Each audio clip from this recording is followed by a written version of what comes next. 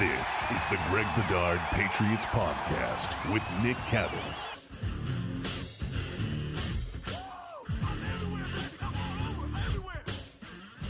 Hey everybody, welcome back to the Greg Bedard Patriots Podcast with Nick Cattles. I am pleased to bring in a guest, one that I have known for years, a friend of tears, Aaron Nagler, who is one of the founders and major talents over at CheeseHeadTV.com. He did a stint in newspapers, which he immediately regretted and went back to his own site. Sounds familiar, since I sort of did the same thing. But Aaron, welcome. Thanks for joining us. Absolutely. Thanks for having me. It's great to see you again. It's been a while. I know, the pandemic happens and we don't see our friends, especially combine time, as it were, is when we usually would see each other face to face, but it's good to see you again. Yeah. So the reason I brought you on, Aaron, is look, I've been telling people, I said, I've gone through this before, Favre coming back into Lambeau. Everybody's building it up here. I understand that. And basically, I just wanted you to give your perspective on watching the quarterback of your youth, who basically brought the franchise out of its depths to new heights, a new stadium, with shopping and all that. It's very similar. Now it's a little bit different because Favre, if he came in as a Jet, it would be different. He decided out of revenge against the Packers to orchestrate going to the Vikings, the hated rival of the don't of get the me Packers. started. Yeah, but exactly. Just in general, that first game, Favre coming back into Lambeau Field on the opposite sideline. I want you to sort of explain to people what it was like for you and what they might be able to expect on Sunday night.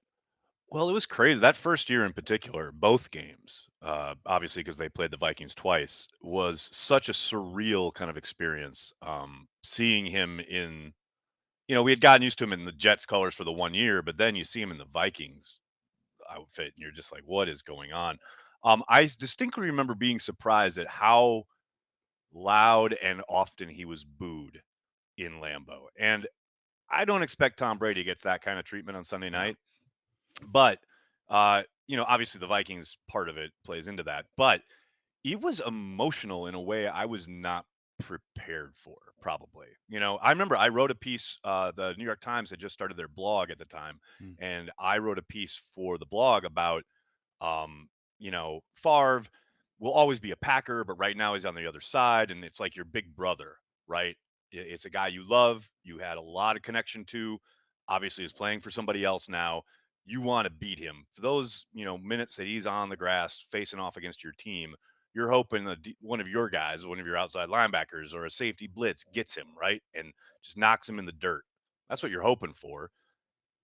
But God, man, it was so emotional to see him playing well. That first year, especially in Minnesota, remember that season was basically his best statistical season he'd ever had in the NFL. Very much thumbing his nose at the Packers. And I just remember feeling so conflicted about this guy. Like you say, he was the quarterback that really kind of brought the Packers out of the depths of hell, the NFL version of hell anyway, and really put them on the map, put them on his back, dragged him to a Super Bowl, and formed my fandom in a big way.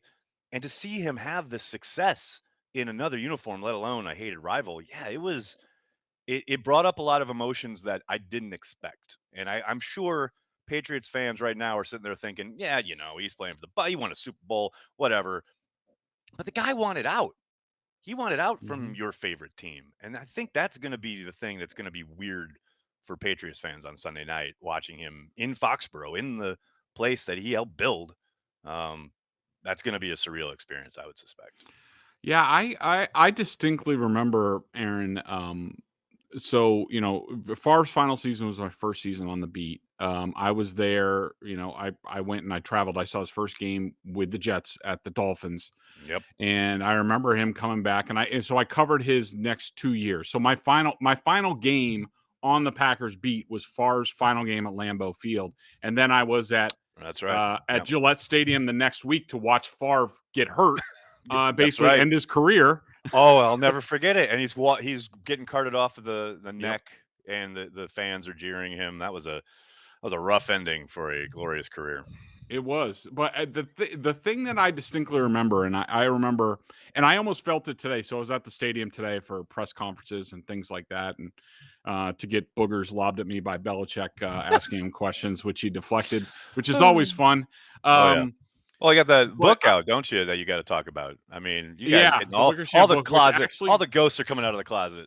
exactly, which the book just arrived today, like about an hour ago, and I already started Amazing. with the highlighter, and yeah. So the thing I distinctly remember from 2009 when he came in is I remember, first of all, the air around the stadium was completely different than any other big game I've ever been to. It was completely different.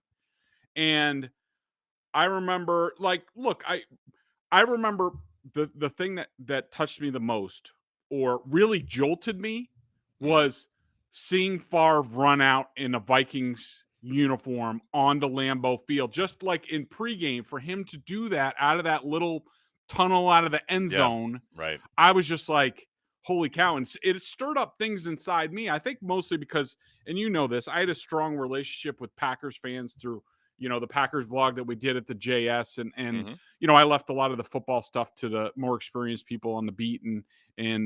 But I covered him from 1 year. I didn't have any relationship with Favre. I didn't really care either way. But like seeing him come out in that uniform, I felt for you guys as fans, like, what must this be like for you guys to see this? Like, and I today walking around the stadium at Gillette, I started to feel a little bit of the big game atmosphere, the same sort of things. It's starting to stir up the same sort of things with me. And I think fans who are going to be there on Sunday night, I don't think, and I said this on radio yesterday, I don't think they're prepared for how emotional it's going to be. But I mean, it was sort of for the pregame, maybe the first series, seeing him throw a couple times, then the rest of the game, he's another player. And then after the game, you're back to, but I don't know if you experienced that, but yeah, there's that aspect of once you get settled in a little bit, it's a football game, right? And everyone's there to enjoy the game, B, see who wins, etc. So you do kind of settle into the rhythm of the game at some point. But to your point, what was so bizarre about being there, and I remember going back and watching the television copy after I got home and thinking how so little of this got captured in the building. I'll never forget what you're talking about as far as his first appearance running out of the tunnel, and the camaraderie he had with his teammates is what kind of blew my mind. It was like, of course it happens. Of course. Yes, of course. You go to a new team. Yes, you ingratiate yourself with your teammates. And we've seen plenty of evidence of that with Tom down in Tampa. Hell, just today with the news about bringing in Richard Sherman, he's like reaching out and getting guys to come play with him. And he's, formed his little unit there, right? But as a Patriots fan, it's just going to be bizarre to sit there and watch him on the opposing sideline having those moments with guys who aren't on your team. It's just, it's hard to describe, but I'll never forget Favre having those kind of like great, fun times with Jared Allen of all people. Like, wait, what? It is just, it was so surreal, and it was so kind of such a mind bender of a moment. And there were so many of them, just like slapping guys on the ass or giving a guy a high five or running down and celebrating a touchdown in Lambeau against the Packers. It was just absolutely kind of an outer body experience in that regard. I sent you the Adele promo for Sunday Night Football. What'd you think of it? So good. Bring back any memories? So good. I mean, it captures the feeling. That's for damn sure. It's a pretty great encapsulation of this idea of getting out and then kind of welcoming not welcoming, but getting a hello from someone, that you knew intimately. I think that pretty much nailed it. Hit it on the head emotionally. No question about it.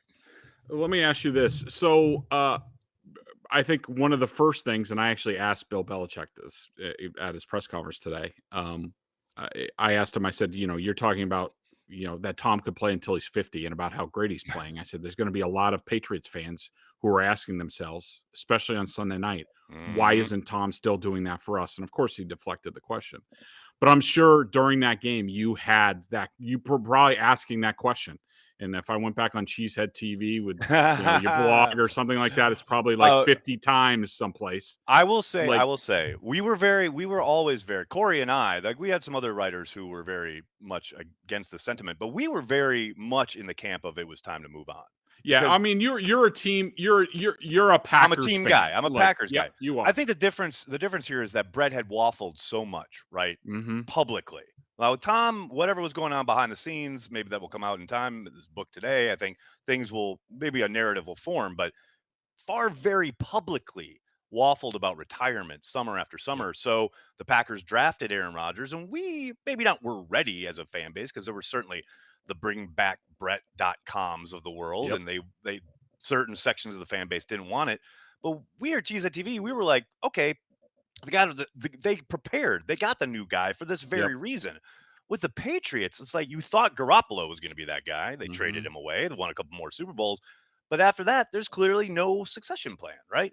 So I think it's a very valid question for Patriots fans to ask, especially when they watch him go lead a team to the Super Bowl and now presumably come in on Sunday night and probably play pretty damn well at a pretty damn high level. I would not begrudge a single Patriots fan for sitting there thinking, wait, why is he in another uniform? Why did that happen?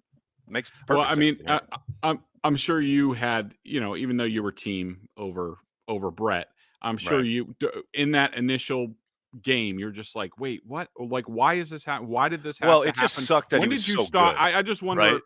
I just wonder when you stopped asking those questions. Like for Patriots fans, right? I mean, you got the Super Bowl title in 2010 with Rodgers, so that was probably it. But I'm sure there was some.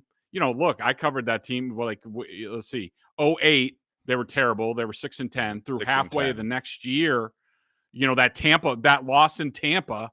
Everybody wanted to fire everybody. That was a big moment. Big moment in Rodgers' career, no doubt. And then it all turned on that. They went on a run, made the playoffs the end that year. Then it rolls into the Super Bowl. But how long does it take to sort of for it to be normal again? That that guy's not your quarterback anymore. It's hard when he's still playing, right? I mean, that was the thing. The fact that Favre was still playing at a very high level, that was tough. I mean, we still were beating off Brett truthers as recently as, not even going to lie, like 3-4 years ago. And that was well after Favre was done. It's like there are people that just can't let it go. And I understand that. For me personally, that first year with Aaron starting, it was rough, but you saw the talent. That was the thing. Yeah. It's like, as long as you've got hope for the future, that's what the NFL excels at, right? That's why the draft is so popular, selling hope. And I think the Packers did a great job of positioning themselves that year in particular, where Aaron had sat for 3 years. It was very clear they had the talent at quarterback that they needed. It was just a question of getting the team around him, getting him to mature and develop. With the Patriots, man, I don't know. That's a tough one because you look at, I know they've got a very talented young quarterback now, but how long is that going to take to round him into shape? And is he the guy? You don't even know yet, So that'll be a process. I would say it's going to take a number of years. That would be my guess anyway. Obviously, every fan is different, but I would guess especially as long as Tom is playing and playing at the level he's playing at, it's going to haunt you for a while, no doubt. All right. Well, Aaron, thanks for checking in. I really appreciate it. It's good talking to you again. I miss talking to you and Corey over there at CheeseHeadTV, which I've always respected all the way around. And I always want to use your catchphrase. A lot of ball game left. A lot of ball game left. I keep saying a lot of season left. That sort of thing. But you have to, right? Oh, but I will say before I leave, I want to say, like, in props to you, shout out to you. When you were on the beat, I'll never forget the year they won the Super Bowl when they had those pretty brutal back-to-back losses. Rodgers goes down at halftime of that Detroit game where they literally don't score in the first half with Aaron. And then he goes down with the concussion, blah, blah, blah. And I'll never forget that next morning, the whole internet, in regards to the Packers, wanted Mike McCarthy fired and burned the place down, blah, blah, blah. And you wrote on the JS site, you were like, I know it's frustrating, but you got to let the season play out. And lo and behold, they went, made the playoffs as a wild card and won the Super Bowl. So I'll never forget that, because it really did. Because I remember thinking like, oh God, that was horrible. Like, and I was always one of those fans who was like, all right, it's not as bad as it looks, but man, it looked bad, you know? And I'll never forget reading that morning. And you were like, it's just straight up point blank. Like, I know it's tough and I know it hurts and I know it looked awful, but you got to let it play out. And you were right. So I always respected that, and I always appreciated it. I appreciate that. And now there's an extra game, so we don't know how that's going to factor There's in so much everything. longer to go. Exactly. Thanks, buddy. All the best to you and the girls, and also, you know, Corey and CheeseHeadTV. I'm always checking in on what you guys are doing. So absolutely. Thanks a lot, man. Hey, have a good one. You too. Great to see you, buddy.